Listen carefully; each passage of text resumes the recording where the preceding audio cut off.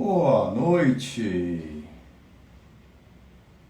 Vamos lá dar início a mais uma live. Ó, a Ale já está conectado aí, Ale, já te chamo. Esperar o pessoal começar a entrar aqui, Ale. Fabi já entrou. Márcia. Ah, ótimo. Aê, Fabi. Campeã brasileira de Muay Thai. Precisamos marcar uma live junto, hein? Tem tudo a ver falando de confiança, hein? A Si, minha esposa, Adri. A Pan entrou. Muito bem, gente. Muito bem. Olha, então essa semana eu trouxe dois convidados especiais e começando a semana com Alexandre Slivnik, que é um grande amigo meu, é um cara sensacional, é mais do que uma honra tê-lo participando dessa live de hoje, porque é um cara que eu sempre admirei e vocês vão poder conhecer um pouco mais do Ale hoje. Deixa eu convidar ele aqui, deixa eu achar ele aqui já, e aí eu já trago ele para a nossa conversa. Ale é o cara que escreveu esse livro aqui, ó, tá ao contrário para você aí, mas é o poder da atitude. Fala, Cris, meu irmão! Grande Ale! Tudo bem, meu amigo? Maravilha! Prazer falar com você. Deixa eu ajustar aqui o meu enquadro aqui, tá bom? Aí, consegue me ouvir bem? Consegue me ver? Perfeitamente, cara. Perfeitamente. Você me ouve bem?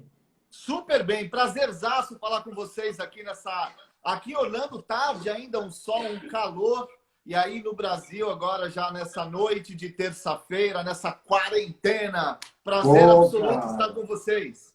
Cara, prazerzaço estar com você. Eu estava pensando agora há pouco, antes da gente começar a nossa live aqui, quando eu te conheci, tem alguns anos, que eu tive a oportunidade de te conhecer lá no evento do CBTD. Aliás, junto com sua família, que eu amo de paixão, cara. Você tem uma família maravilhosa. E estava pensando assim, cara, que honra ter um cara tão importante e famoso que nem você fazer uma live comigo, cara. Imagina, longe disso, pelo amor de Deus. Cara, eu sou só um moleque aqui querendo ajudar as pessoas, cara. Longe disso. Cara, é muito louco isso, né? Como que a vida leva a gente para conviver com pessoas que nem você e com... Sabe, é um negócio muito estranho mesmo. Você fica assim, cara, é o Alexandre que está comigo. Não, imagina, cara. É um prazer de verdade, de coração. Agradeço o carinho. Eu até cortei meu cabelo para fazer a live com você, tá? Até ontem eu tava com um cabelão gigante, aí eu cortei meu cabelo para poder ficar um pouco menos feio para compartilhar sobre esse tema que eu tenho estudado muito nesses últimos 45 dias. Cara, nunca foi tão importante esse tema, né, Alê? Você veio na hora certa com o tema, viu? Pois é, não por acaso, eu tenho estudado esse tema e eu sei que você vai ter, acho que amanhã, a live com o Fabossi também, né? Que fala brilhantemente sobre isso. Eu trago um viés um pouco diferente, que a gente vai conversar nessa live, nesses nossos próximos 57 minutos. Mas, particularmente, eu acho que é muito importante a gente pensar na confiança, né? Eu vi as suas perguntas, seus stories hoje, e a gente vai falar muito sobre isso. Como é que as pessoas podem usar a confiança para saírem mais fortes dessa quarentena, dessa pandemia? Então, eu tô aqui para trocar com vocês um pouco dessa minha reflexão, dos meus estudos que eu tenho feito aí nos últimos 45 dias.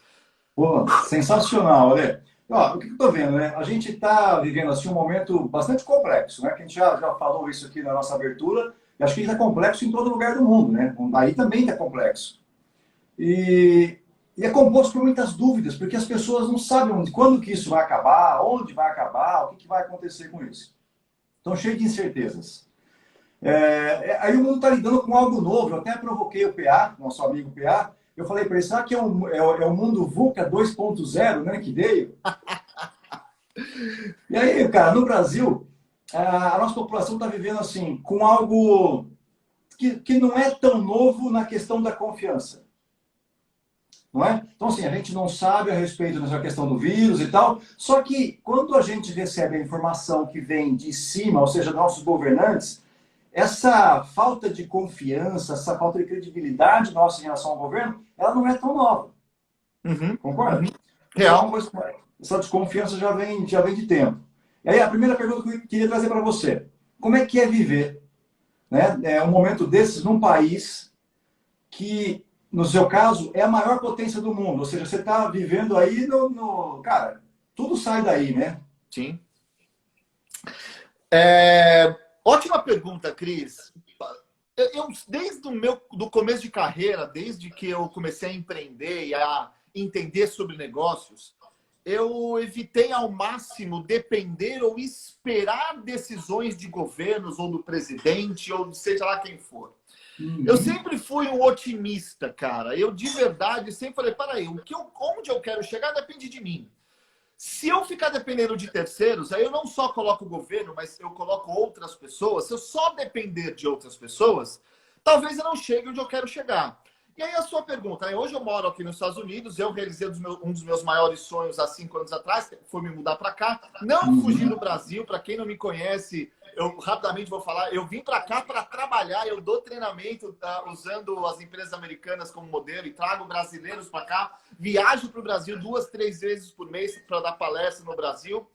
E eu acredito muito no brasileiro, porque o brasileiro, na minha opinião, se eu comparar com os americanos e com a comunidade, o americano, ele é muito tranquilo, no seguinte sentido, ele sabe que depois que tudo isso passar, o emprego mais cedo ou mais tarde vai voltar ao normal, o dinheiro vai pingar na conta bancária dele. O brasileiro, ele tem que fazer, tem que ser criativo, tem que ser inovador, ele tem que pular todos os obstáculos para atingir o objetivo que ela quer.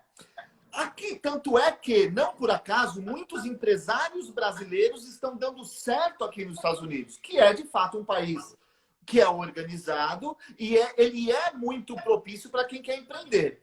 Então, o que eu vejo aqui, né? Eu vejo que o Brasil tem uma grande oportunidade de ser uma potência ainda maior do que os Estados Unidos.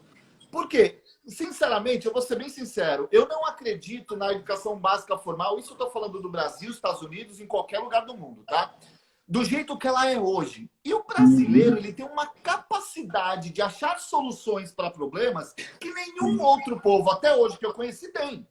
Veja só, nós estamos vivendo uma realidade que ela não será a mesma daqui a algumas semanas. Ou seja, o que nós vivíamos até o final do mês de março, o final do mês de fevereiro, começo do mês de março, não vai acontecer igual daqui 2, 3, 4 semanas ou 2, 3, 4 meses. Ou seja, nós precisamos nos adaptar a uma nova realidade.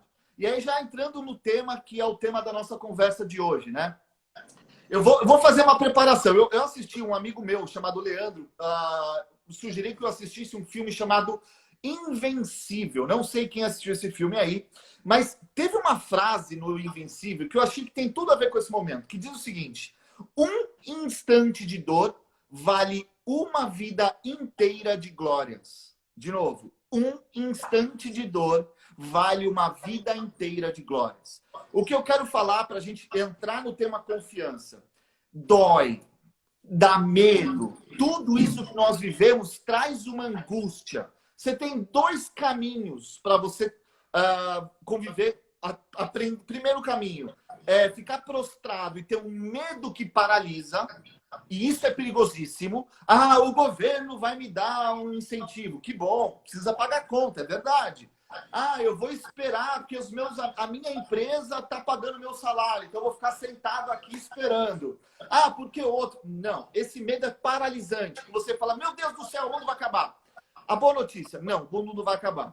E você tem o segundo caminho, que é o medo que te motiva, é o medo que tira da zona de conforto, é o medo que te dá confiança. Então, já para passar a bola para você, e para contextualizar o que eu falei até agora, aquele tal do pensamento positivo, né? Você pense positivo.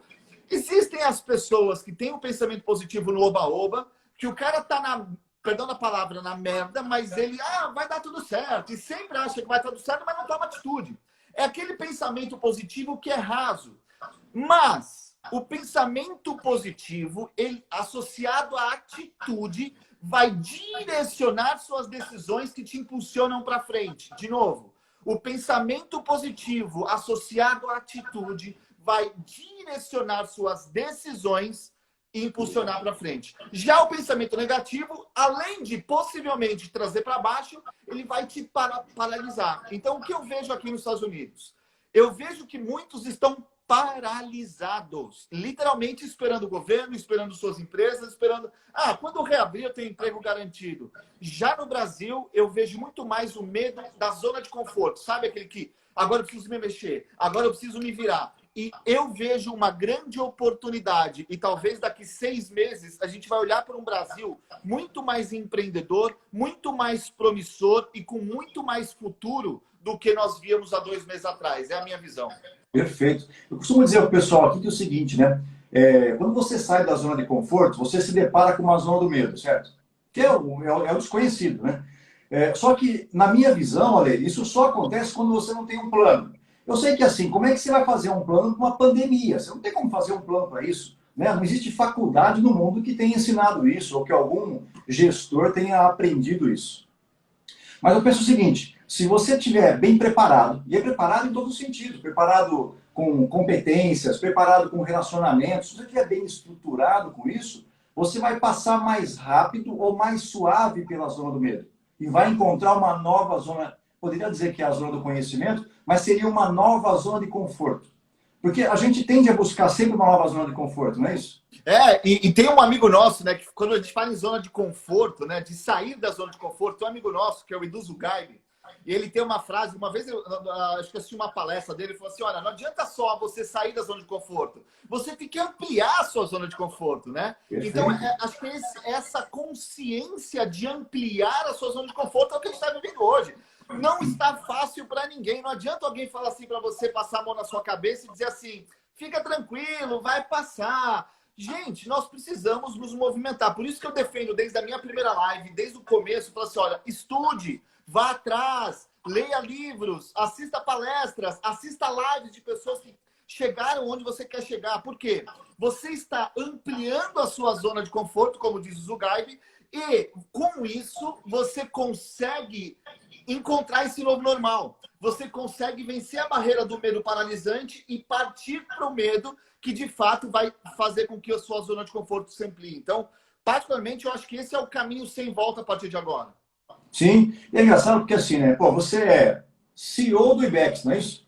Isso. Você é palestrante, escritor e mais uma série de outras coisas. Eu limpo o banheiro também. Hoje eu limpei 2 aqui em casa. Adorei. 2? Verdade. Eu acredito, Ontem eu passei aspirador. Hoje eu limpei 2 banheiros. 3 dias atrás eu limpei a fachada da minha casa. Olha que coisa louca, né? Eu vou falar para vocês. Eu separei o meu dia assim. Eu separo pelo menos 1h30 para estudar. 1h30 do meu dia para estudar. Tá? Eu tenho 1 hora do meu dia para fazer coisas da casa mesmo. Então, assim... é lavar banheiro, é limpar a piscina, é cuidar do jardim. Porque, gente, nós estamos descobrindo novas coisas que são terapêuticas. Eu juro para vocês, vale muito a pena. Hoje eu limpei 2 banheiros que eu não terminei. Falei, nossa, eu sei...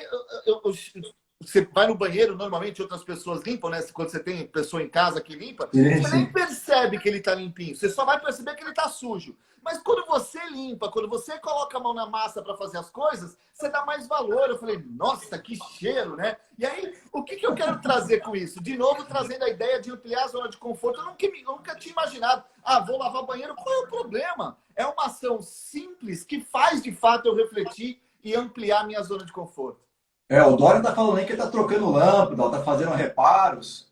Pois é, isso, né? E é de verdade. Eu separo 1 hora do meu dia pra gente fazer isso. Então, 1h30 para estudar, 1 hora para cuidar das coisas da casa, eu separo umas 2 a 3 horas para responder e-mail, para produzir. Então, assim, é aproveitar esse momento ocioso para produzir, para você sair mais forte, porque mais cedo ou mais tarde é inevitável, a gente vai sair dessa. E com confiança a gente vai bater na... Eu tenho uma folha cheia de coisas para falar aqui, tá, Cris? Então, eu falo para caramba, qualquer coisa você me bloqueia.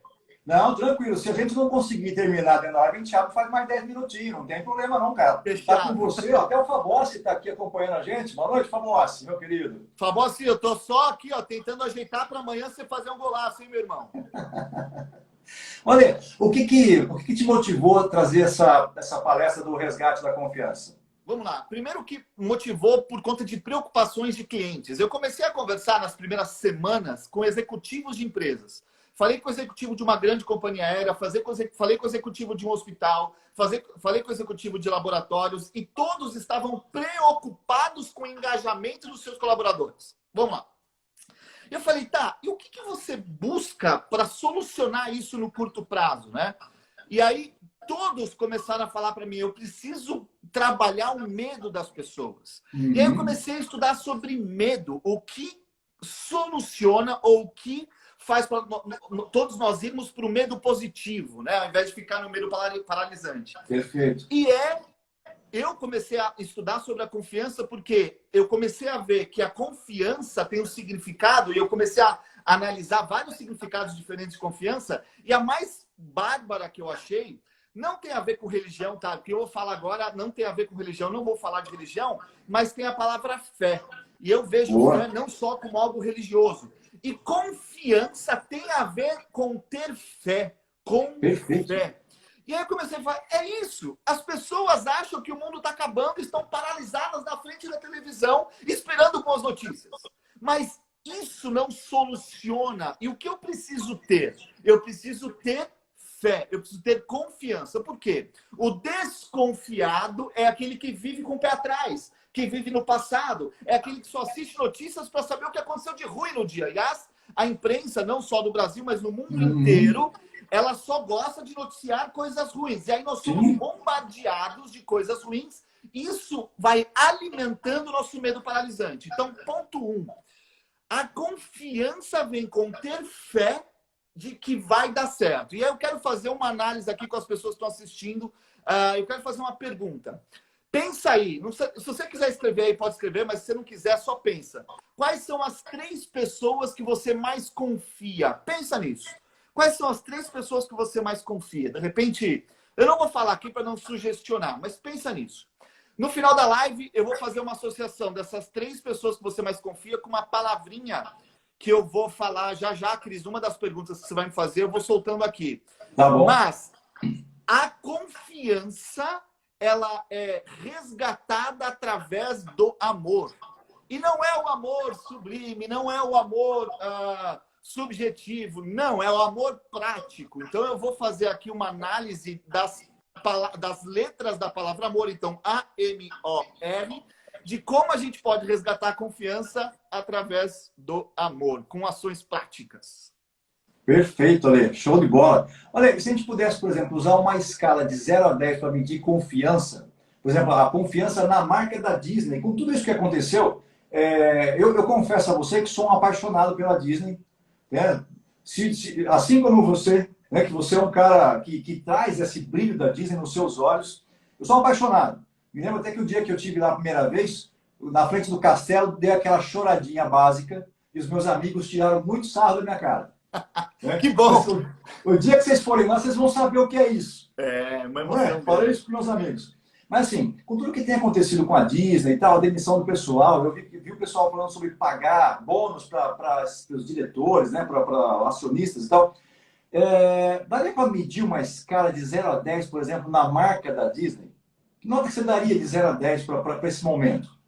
Cara, é muito maluco você falar isso, né? Por que eu daria 10? Não só porque eu trabalho com a Disney, não só porque eu amo a Disney, mas porque ela tomou uma decisão que afeta o seu resultado em prol da segurança das pessoas. A Disney não fechou quando o governo mandou fechar. Não.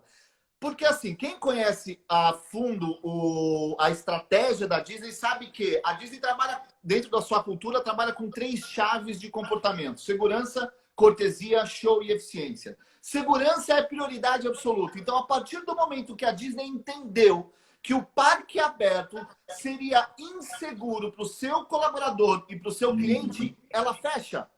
Mesmo tendo milhões e milhões de dólares de prejuízo diariamente. A Disney fechou no dia 15 de março. Aqui o governo deu a quarentena, o toque de recolher, o lockdown, queira, chame como quiser. Sim. Foi mais para o final de março. Então, veja só, a partir do momento que uma empresa abdica do seu lucro pensando na segurança das pessoas, é uma empresa que torna-se mais confiável. Então, a confiança vem através das atitudes que ela tem. Se a empresa está só pensando no seu lucro, ela põe o seu lucro acima das pessoas. E aí ela, na minha visão, na minha escala de confiança, ela passa a ser uma marca que eu desconfio. Então, a Disney, especialmente, para mim é uma marca que eu confio. Aliás, eu quero desmistificar aqui sobre a Disney, que as pessoas falaram, a Disney demitiu 40 e tantas mil pessoas. Vamos lá. A Disney, quando fechou, ela segurou todos os seus colaboradores até o dia 19 de abril, pagando benefícios, pagando salário e tudo mais. Pois bem, a partir de 19 de abril, ela fez um acordo com o governo, ela continuou pagando os benefícios todos, e o governo passou a pagar porque a Disney colocou esses 40 e tantos mil colaboradores em licença. E quando os parques reabrirem, que ninguém sabe se vai reabrir em maio, em junho ou em dezembro, qualquer informação é especulação, porque não há nada oficial, embora hoje o prefeito aqui de Orlando disse que há uma expectativa de reabertura em junho, mas não é nada oficial. Então, quando o parque reabrir, a garantia de que os empregos estarão de volta. Então, vamos lá. Eu confio ainda mais numa empresa que faz isso. Eu sou um acionista da Disney. Como acionista, eu ficaria assim, meu Deus do céu, a Disney vai continuar pagando 43 mil pessoas sem faturar? O prejuízo da Disney vai só aumentar e a minha ação vai ficar ruim. Então, do ponto de vista de acionista, eu ficaria muito preocupado. E do ponto de vista de gestão de pessoas, eu também fico preocupado com as pessoas que trabalham para a Disney. Mas eles vão continuar recebendo o salário, vão continuar recebendo os seus benefícios e tem a garantia de que seu emprego estará assim que tudo voltar ao normal. Então, de novo, atitudes e ações que direcionam se eu acho uma empresa confiável ou não. E nesse caso, eu daria 10 para a Disney. Caiu as ações? Caiu. Todas caíram, né? Mas a gente... É o que você falou, é a questão da confiança de saber que ela volta, né? Exatamente. As ações da Disney caíram até alguns dias atrás 30% desde o começo da pandemia. É uma empresa que tinha, se você olhar o histórico de 5 anos da Disney, é uma das empresas que vinha com uma constância maior. É claro que tem várias empresas de tecnologia que tem picos, né? Então, você pega uma Apple da vida, a primeira empresa valia 1 trilhão, depois ela cai um pouquinho, sobe mais um pouquinho. Então, essas grandes empresas de tecnologia sobem e descem, mas claro que tem um crescimento mais exponencial. Já a Disney, uma empresa mais tradicional, ela tem um crescimento mais constante. Teve um crescimento maior quando ela lançou o Disney Plus aqui nos Estados Unidos, porque foi um grande estouro, muito mais assinantes do que qualquer pessoa imaginava, então deu um boom nas ações, mas desde o início da pandemia foram 30% de perda. Então, quando a gente pensa assim, tá, a Disney recupera, gente, é uma empresa quase que centenária. Aliás, está chegando o momento de celebrar, em 2023, a Disney vai celebrar os 100 anos da empresa. Agora, em 2021, ano que vem, a Disney vai celebrar os 50 anos da Walt Disney World aqui em Orlando. Vocês acham mesmo que uma empresa quase que centenária, que tem uma gestão focada em lucro através das pessoas, não lucro apesar das pessoas, veja bem, uma empresa que é orientada para resultado, mas que cuida bem das suas pessoas, é uma empresa que possivelmente vai sair muito mais rápido da crise do que muitas outras. E a confiança é um troço complexo, né? Porque custa caro, né? Eu lembro de uma história que nós dois vivemos junto, que ela é muito simples. Você vai lembrar. Estávamos lá no APP, no evento do PA, e você comprou pipoca que você ia levar para tua esposa e para as crianças. Verdade, verdade. Lembra disso? Verdade. Aí nós sentamos lá para comer a pipoca e tal, e você queria levar a pipoca para casa. Eu falei, Ale, pega um outro pacotinho, né, um outro saquinho, e veste esse, que assim não cai no seu carro. Lembra disso? Eu lembro. Quando nós fomos até o carrinho, a mulher falou assim, eu não posso te dar outro pacotinho desse. Eu falei, mas é vazio. Ela falou, não, se você levar, eu vou ter que te cobrar o pacote inteiro, que era acho que R$12. Isso, um pacote aí. Vazio para poder levar. E aí eu lembrei disso hoje, porque eu falei, cara, isso é confiança. Ou seja, a dona do carrinho, ou a empresa dona do carrinho, não confia no colaborador o suficiente, não é? Para entender que se ela usou um saquinho a mais, é porque ela estava te dando um bom atendimento. Cara, que história incrível que você lembrou agora. É exatamente isso. Eu ia voltar para os Estados Unidos naquele dia e a minha esposa ama pipoca, aquela pipoca doce, avermelhada. E aí eu vi que lá tinha pipoca, eu falei, eu vou levar para a Tati, minha esposa, aquela pipoca. E aí foi o que aconteceu. A atendente disse que não poderia me dar um saquinho para eu colocar. E eu lembro que você estava comigo, você até me ajudou a solucionar e deu certo, trouxe a pipoca para cá. Mas acho que é exatamente isso. A relação de confiança, hoje, principalmente hoje, se a gente fala em líder e liderado, o líder tem que confiar na sua equipe. Aliás, amanhã eu tenho uma live com o Marcos, que é vice-presidente da Universal. Vai ser às 18h30 aí no Brasil. E a semana passada eu estava conversando com ele e ele falou assim, perguntaram para ele, né? Marcos, imagina, ele é vice-presidente de uma organização gigante. Marcos, o que a Universal está fazendo para poder engajar os colaboradores nessa época de pandemia, né? E ele deu uma resposta que eu acho brilhante. Tem a ver com uma das letrinhas lá do amor que eu falei no começo. Ele falou assim, olha, o engajamento é algo de duas vias. As empresas, sim, devem estar preocupadas em engajar os seus talentos, porém, agora é a hora dos colaboradores estarem engajados para salvar as empresas. Agora é a hora dos colaboradores. Então, essa confiança, ela é uma confiança de duas vias. O colaborador tem que pensar nas soluções para a empresa. O colaborador tem que pensar em como ele pode ajudar a sair da crise, não só ficar sentado no sofá esperando o dinheiro cair na conta. Os colaboradores que ajudarem hoje as empresas a solucionarem os seus problemas de faturamento, a solucionarem a manutenção de clientes, fidelização de clientes, eles serão muito mais valorizados quando tudo isso acabar. Sabe que você falou de engajamento, e para mim engajamento e confiança, você falou agora tem uma conexão direta, porque para mim o que significa engajamento? Olha, vê se essa definição faz sentido para você. Ele é o encontro da demanda ou da necessidade com a capacidade de entrega. Perfeito. Então, você nem se apaixona por alguém se você entender, se não viver com alguém que você não entende que a pessoa tem a condição de entregar a fidelidade, entregar o amor para você. Perfeito. Certo? Então, a confiança, do jeito que você comentou, né, com essa experiência da Universal, realmente tem tudo a ver na questão do engajamento. Eu concordo plenamente, cara. Até porque isso vale para toda a relação. Seja uma relação líder-liderado, uma relação com colegas de trabalho, uma relação de amizade, uma relação entre marido e mulher, entre pais e filhos. Por quê? Porque a confiança é o elo que junta as pessoas. Veja só, a confiança é o elo que junta as pessoas. E se você quebra esse elo, para você consertar é difícil. Provavelmente você tem que tirar e colocar outros elos. E aí você vai montando novos elos, se você rompe, você vai ficando com uma corrente cada vez menor. E aí, a partir do momento que você já rompeu vários elos, você vai ficar sozinho.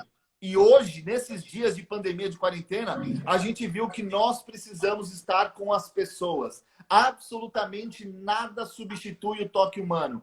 Eu não tenho a menor dúvida que o dinheiro está preocupando, o desemprego está preocupando, mas talvez quando tudo acabar, o que a gente mais vai querer é abraçar nosso pai, nossa mãe, abraçar as pessoas que a gente ama. Os amigos, pô, eu não vejo a hora de te encontrar, pô. Pô, também, espero que seja no Magic Kingdom aqui, meu irmão. Pô. Olha, você estava comentando da Universal. Você tem relacionamento aí em Orlando com algum grupo de funcionário ou da Disney ou da Universal? Tenho com todos. Eu tenho relacionamento com ex-executivos da Disney, aposentados, executivos atuais, colaboradores da linha de frente. Até mesmo a semana passada eu fiz uma live com uma colaboradora, cast member da Disney, da linha de frente. Ela é garçonete do restaurante, que para mim é um grande modelo de cast member. Tenho a amizade com o vice-presidente da Universal. Converso direto com líderes da Apple, com colaboradores da Apple, e eu tenho sentido muito isso, esse movimento de retomada, onde não mais vai partir da empresa as soluções e os caminhos, e sim dos colaboradores da linha de frente. Olha que doido. Perfeito, cara. Mas faz muito sentido isso. E acho que, assim, aqui no Brasil, talvez um grupo de pessoas já tenha percebido que, assim, o governo, ele não é gerador de receita, cara. Ele arrecada. Quem gera receita são as empresas. Certo? E aí, quem ousa abrir uma empresa no país que não é brinquedo, e acho que nem mesmo aí em Orlando, nos Estados Unidos, também acho que não deve ser fácil. Com certeza. Então, assim, a partir do momento que você consegue abrir uma empresa e produzir, ou seja, todo o dinheiro que o governo tem, seja para pagar a Bolsa Família aqui no Brasil, seja qual for o benefício, ele vem porque um grupo de empresários montou uma empresa e tem esse grupo maravilhoso de colaboradores que ajuda a produzir a riqueza. E agora está na hora da mão contrária, que você falou dos colaboradores suportar as empresas, não é? É um movimento sem volta, Cris. Sabe por quê? porque é um movimento que as pessoas entenderam que eu não adianta eu esperar do outro, o meu futuro depende de mim. É aquela velha máxima que é a minha atitude que determina a minha altitude. Tudo que eu conquistei hoje até aqui, conquistei por suor meu, por ideia minha. Eu não esperei outros me darem de mão beijada. E o que eu vejo? As pessoas perceberam que não adianta mais eu esperar do meu líder. Eu tenho que bater na porta e falar, líder, é assim, eu tenho que questionar. E eu tenho estudado o Vale do Silício nos últimos anos, e só esse ano, em 2020, eu fui 2 vezes para lá. Passei uma semana lá em janeiro e uma semana lá em março. A primeira semana de março, eu estive no Vale do Silício. E nós vivemos um momento onde as empresas estão valorizando mais os colaboradores questionadores. Mas não é questionar a posição política, não é questionar a decisão tomada, é questionar ideias, é questionar o seu líder quando nós, no momento certo, é claro. Não adianta depois que a decisão está tomada, você falar assim, acho que isso aí não vai dar certo. Você vai ver e ficar... Engenheiro de obra pronta tem muito, né? Pois é, exatamente. Então, nós passamos por esse momento onde as pessoas que ousam, e aí eu vou entrar um pouco na palavra amor, eu fiz essa analogia, né? Que a confiança, ela vem através do amor. Primeiro acreditar. E o acreditar, como eu já falei no começo, não é só pensamento positivo, vai dar tudo certo, isso aí. Eu sou um otimista, eu acordo, mesmo nessa coisa louca de pandemia, eu acordo escutando música, eu acordo dançando, eu acordo feliz da vida. E as pessoas falam, Alê, mas para que tudo isso, né? Minha esposa de manhã, ela é mais vontade, depois ela pega no tranco. Eu sou assim. É claro que eu sinto medo. É claro que eu falo, meu Deus do céu, onde isso vai parar? Até porque o meu mercado é trazer grupos para os Estados Unidos de brasileiros para treinar os brasileiros e viajar para o Brasil para dar palestra. Obviamente, o meu negócio está parado março, abril e não tenho perspectivas de faturar nos próximos 3 meses. Vamos lá, eu tenho 2 alternativas. Resgatando o que eu falei no começo. O medo paralisante, ficar na cama esperando as coisas acontecerem, ou produzir mais, ou pensar em soluções, ou pensar em ideias para poder fazer um negócio acontecer. Então, é acreditar que isso vai acabar. E vai. Inevitavelmente, isso vai acabar. Ninguém sabe quando. Agora, se você não consegue controlar o quando vai acabar, o que você tem que fazer? Vamos lá. Colocar na sua cabeça que logo mais, esse logo mais pode ser daqui a algumas semanas ou daqui a alguns meses, logo mais nós estaremos trabalhando, produzindo, voltando tudo ao novo normal, como dizem. Pois bem, a partir do momento que eu acredito, eu preciso acreditar em mim. Eu lembro da minha... já contei essa história algumas vezes. A minha professora de português do 3º ano do colegial, eu tinha 16 anos de idade, eu comecei a namorar uma menina e essa professora de português me odiava. Eu era um aluno questionador, eu era um aluno do fundão, eu era um aluno, aquele aluno que o professor normalmente fala, peraí, esse cara me enche o saco, porque eu perguntava muito porquês das coisas, né?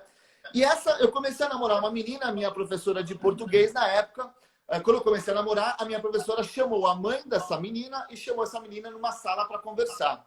Quando eu vi aquela cena, a minha sogra e a minha nova namorada numa sala conversando com a professora que mais me odiava, eu falei assim, ferrou, acabou meu namoro aqui, né? Era a minha primeira namorada e já estava sendo terminado pela professora de português.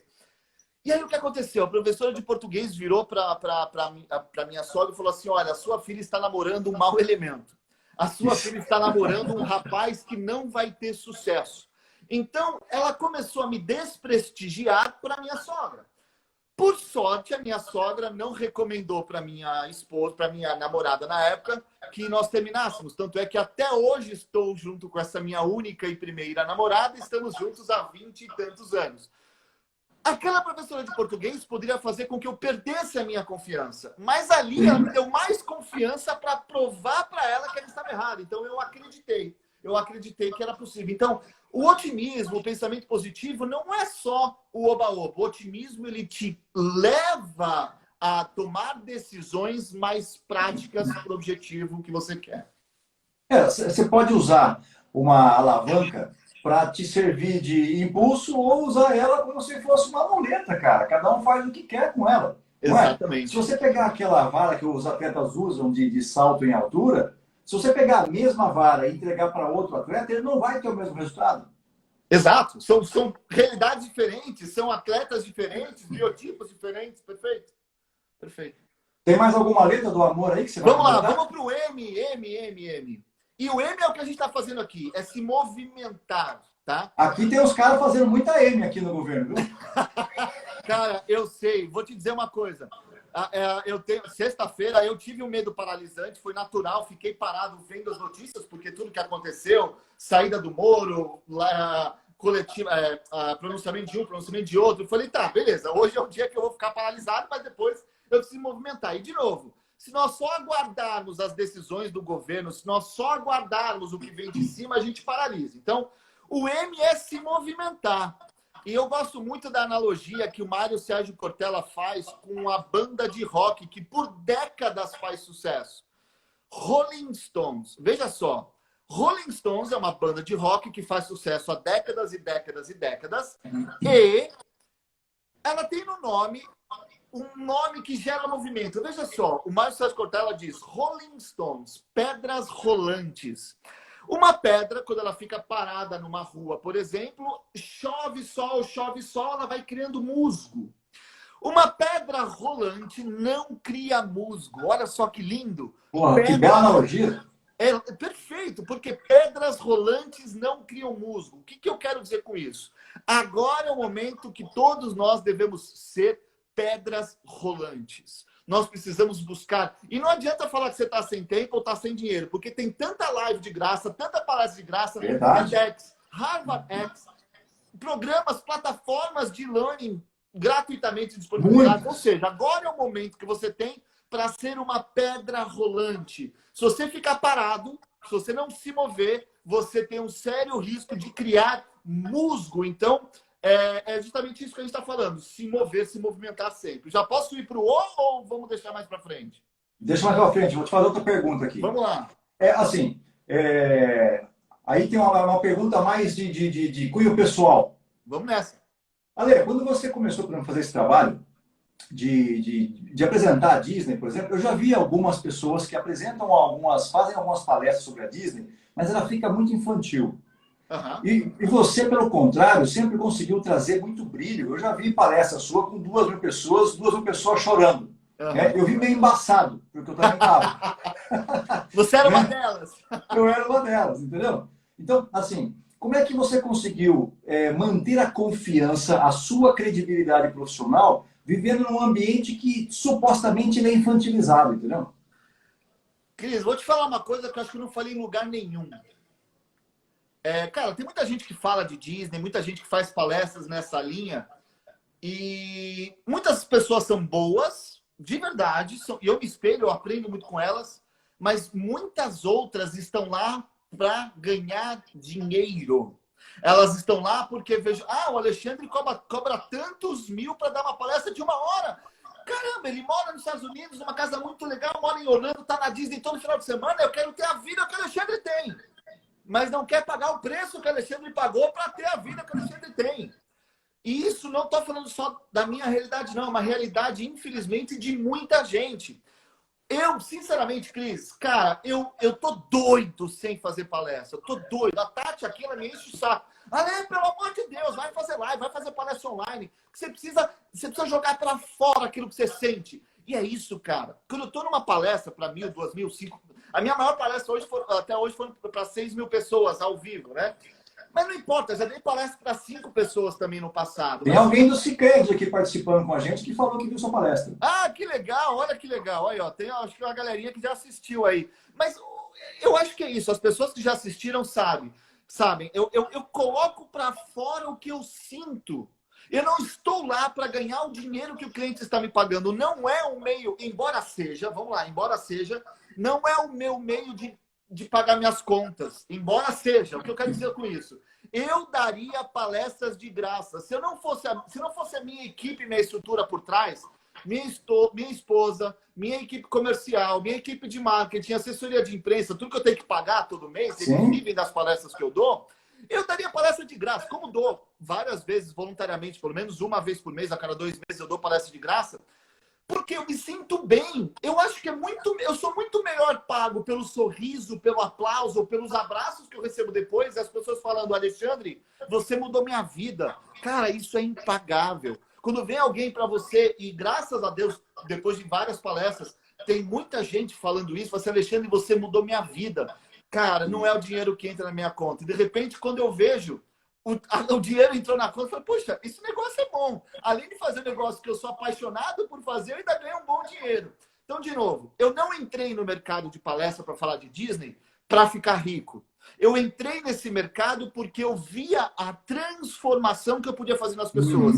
E, consequentemente, eu passei a ser bem pago por isso. Vamos para a letra O. Vamos lá, letra O. E a letra O, cara, eu vou para uma palavra que tem tudo a ver com o que a gente falou agora. Ousar. Ousar. E é muito importante ousar. A gente falou de palestras aqui, então eu vou dar um exemplo, né? Eu sempre sonhei, graças a Deus, eu já entrei hoje nos principais clientes. Eu falo assim, Alexandre, qual o cliente que você sonha em dar palestra hoje? Graças a Deus eu tenho bons clientes na mão, mas eu nunca dei uma palestra no TED. No TEDx, né? Então, sim, aquele tapetinho circular vermelho e tudo mais. Eu falei, puxa vida, eu nunca fui convidado para dar palestra no TED, fui convidado para dar palestra em vários eventos e tudo mais, o TED eu nunca dei. E olha o que eu quero falar sobre ousadia. O ano passado, o Leonardo, meu filho, estava no quinto ano, ou quinta série, tinha 10 anos de idade, e na escola dele abriu um programa para aprender a falar em público. É um programa oficial do TED, chamado TED. TED de educação.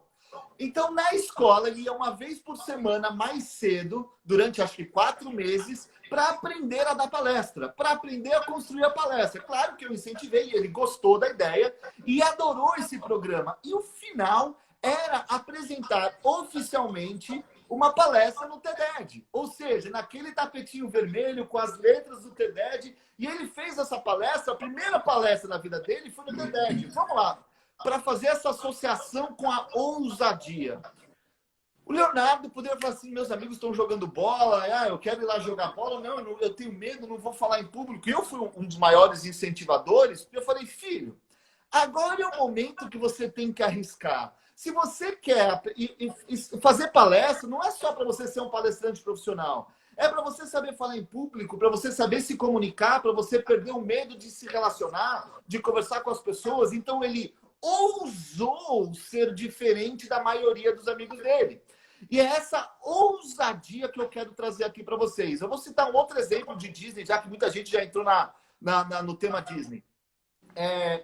Eu estava, algumas semanas atrás, eu estava na piscina brincando com os meus filhos, naquela brincadeira que todo mundo já brincou, né? De saber quanto tempo você fica embaixo d'água sem respirar.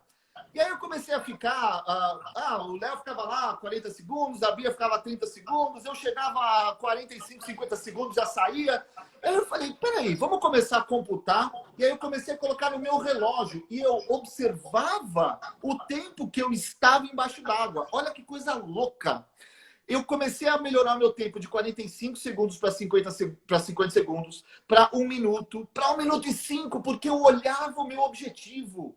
Eu olhava onde eu queria chegar. Aí eu falei, Léo, o Léo que tinha sugerido essa brincadeira de ficar, porque ele tinha visto um youtuber fazendo isso. Eu falei, Léo, esse youtuber aí que você assistiu, quanto tempo ele ficou? Ah, papai, ele ficou 1 minuto e 15. Eu falei, eu vou ficar.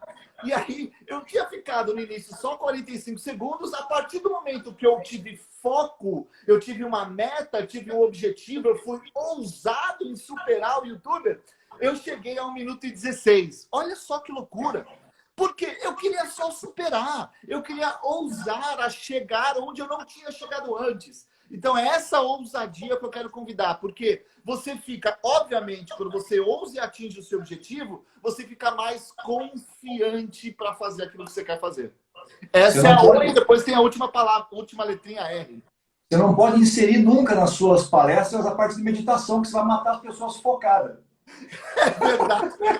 Respira contando até 25. Imagina, agora vai até 70 segundos. Olha, outra coisa que eu ia te perguntar. Qual a recomendação que você daria, por exemplo, para quem gostaria de ousar, morar, por exemplo, nos Estados Unidos, trocar toda a vida que tem aqui e falar, não, vou arriscar e vou para um outro país. Pode ser na Disney, pode ser em qualquer outro lugar.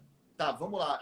Cara, é uma ousadia. Mudar de país é mudar Muito. de cultura, é mudar de realidade. Eu não recomendo... Família, né? Distanciar da família. Se distanciar da família, sim, é uma realidade. Nós aqui, embora a gente crie uma nova comunidade, né, a gente fica muito longe das pessoas que nós amamos e dos vínculos que nós fizemos no Brasil.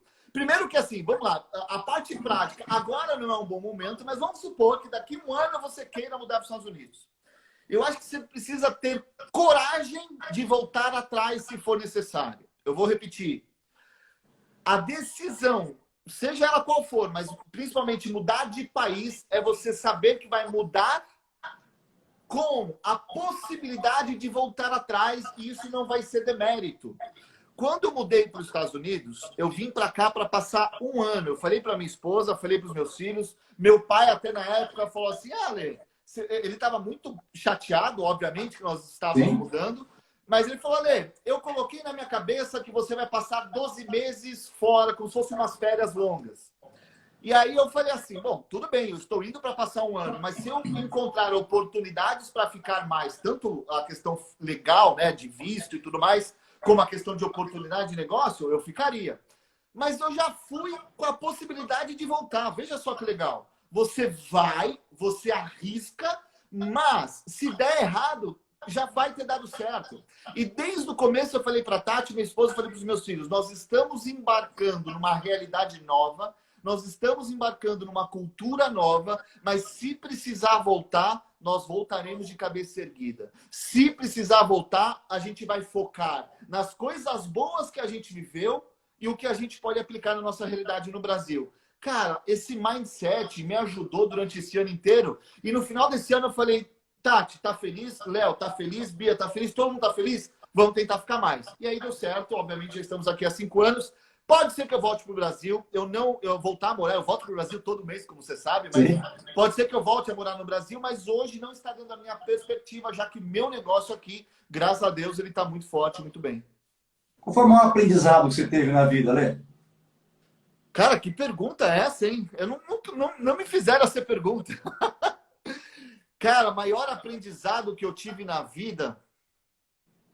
Puta, eu vou falar, cara, eu vou falar. O maior aprendizado que eu tive na vida é saber dar valor aos valores que nossos pais ensinam pra gente. Aquela velha máxima que a gente só entende o que é ser pai quando a gente tem um filho, quando a gente tem um neto e assim por diante, para mim, ela é real.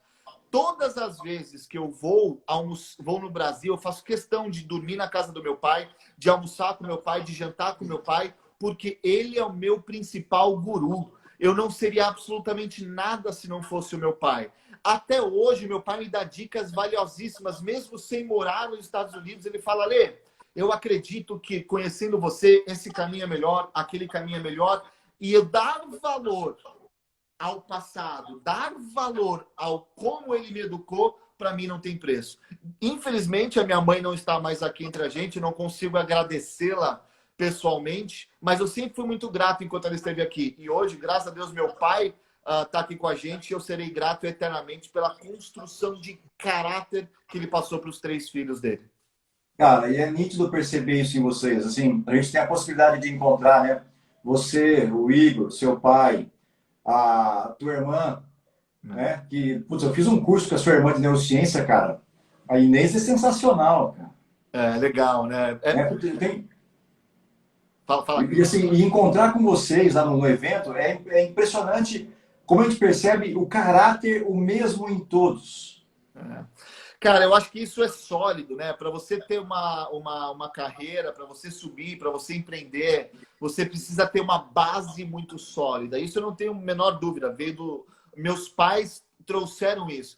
Eu tive uma infância humilde, uma infância difícil. Não posso dizer isso também, mas eu nunca tive uma infância onde, por exemplo, eu pudesse vir para Disney, de jeito nenhum. Eu só vim para Disney pela primeira vez em 2001, que eu vim a trabalho. Vim para atender pela primeira vez em 2001, aqui em Orlando.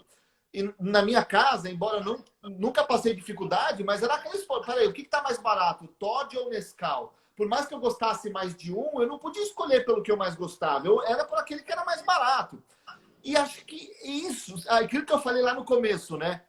Um instante de dor vale uma vida inteira de glória. Repito, um instante de dor vale uma vida inteira de glória. Então, assim, o momento que você passa perrengue, todos nós estamos passando um perrengue agora, é o momento que você começa a refletir, é o momento que você começa a se questionar, é o momento que você começa a gerar esse movimento para poder ousar. Então, acredite, movimente-se e ouse. E aí veio para o R. Eu sei que a gente tem mais 10 minutos, então eu vou terminar em 2 e eu já passo a bola para você. O R do resgatar. Resgatar a essência humana. Resgatar quem nós somos. Resgatar por que nós estamos aqui. E eu gosto muito de associar com a palavrinha chamada Ubuntu. Não sei quem conhece o significado de Ubuntu, mas para quem não conhece, vou contar em 1 minutinho. Um pesquisador americano foi estudar numa tribo africana o porquê que a tribo era extremamente feliz, mas extremamente pobre. Ele queria entender qual era a relação entre alta felicidade e extrema pobreza. Ele chamou todas as crianças da tribo e colocou uma linha no chão e pegou um balde de doces gigantesco, desse tamanho, com doces transbordando, doces coloridos transbordando. E aí chamou as crianças e disse assim: eu vou colocar esse balde de doces ali embaixo daquela árvore a 100 metros de distância. E quando eu falar já, vocês vão sair correndo. A primeira criança que encostar no balde de doces, leva o balde de doces para casa. As crianças toparam o desafio, se colocaram atrás da linha. Quando o pesquisador falou já, as crianças levantaram, se abraçaram e foram juntas até o balde de doces.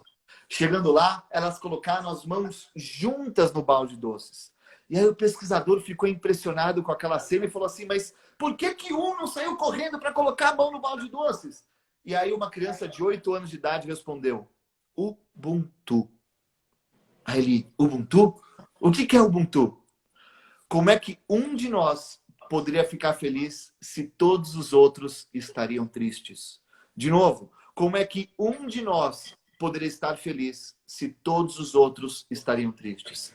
Essa é a essência. Esse é o resgate da essência humana. Então, acreditar que tudo isso vai acabar e que a gente pode sair dessa.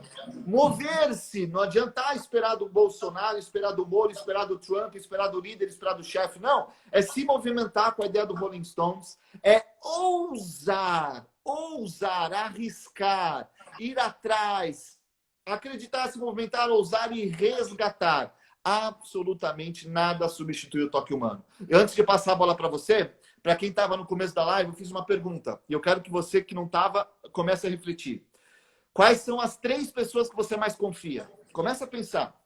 Quais são as 3 pessoas? Se você já estava no começo da live, traga essas pessoas em mente.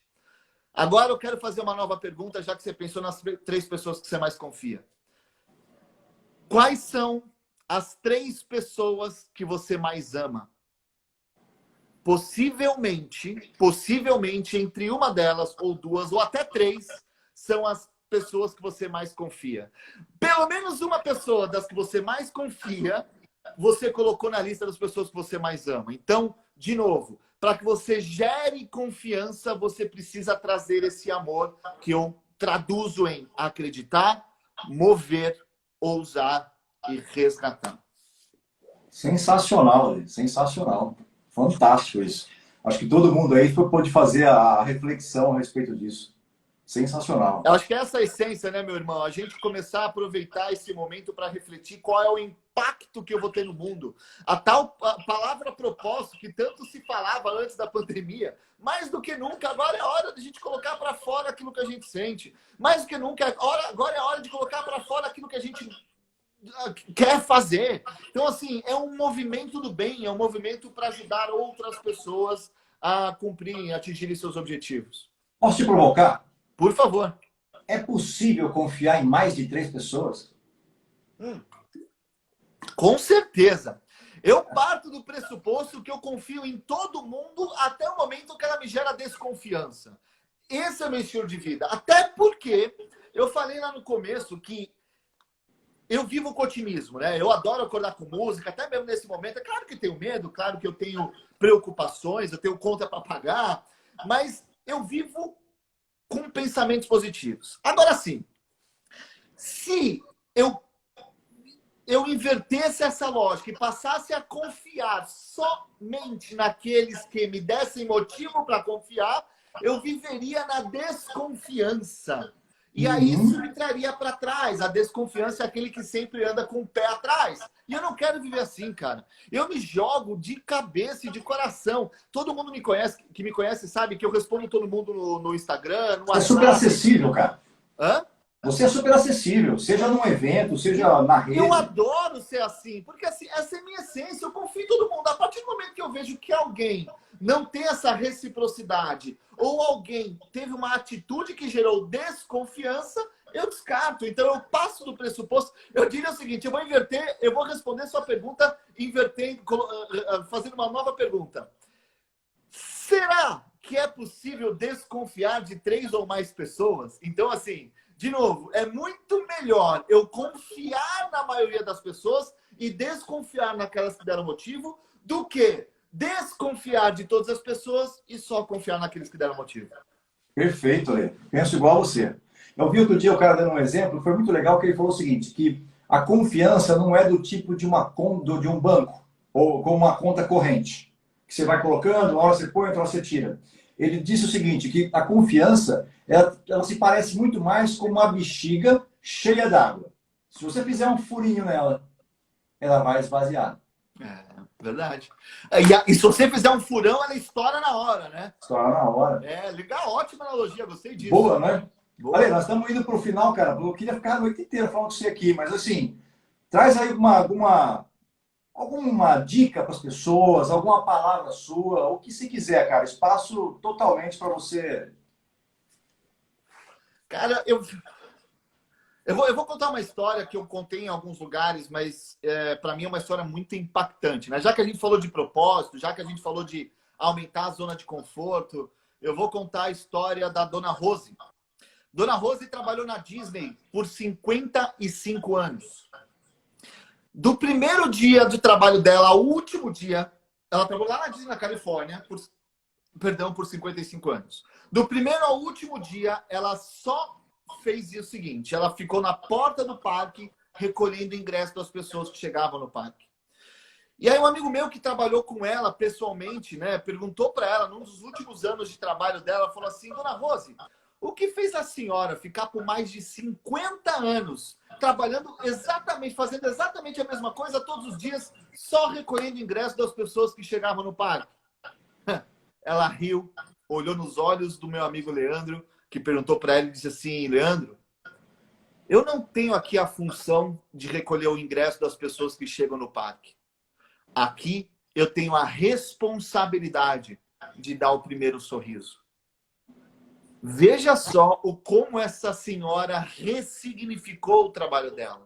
E eu acho que é esse o momento para que cada um de nós possa, de fato, encontrar qual é o nosso sorriso. Por mais que você só recolha o ticket das pessoas que chegam na sua empresa, o seu sorriso pode fazer a diferença na vida de alguém. Você tem até aquela história aquela assessorista também, não é, Ale? A Sheila, assessorista. Puta, Sheila, maravilhosa. Só para falar da Sheila, né? Tá, cara, verdade. A Sheila é impressionante aquela história, maravilhosa. Ale, eu vi que teve gente que comentou aqui na rede, né, aqui na nossa live, que entrou de repente no meio do caminho e perdeu, dizer o seguinte, a live vai estar disponível depois na íntegra no YouTube. Aí eu marco você lá, se de repente alguém quiser te procurar e quiser assistir, vou deixar disponível lá no canal Cristiano Franco e tá lá. Vou deixar inteira a nossa live lá para a gente manter isso no histórico. Queria te agradecer de coração, cara. Bom, eu falei e dizer para você assim, eu vi você emocionado quando você falou do seu pai hoje, né? E acho que isso faz todo sentido e fico feliz de saber que você se emociona assim como você emociona a gente nas suas palestras, né? E quem pode conviver com você.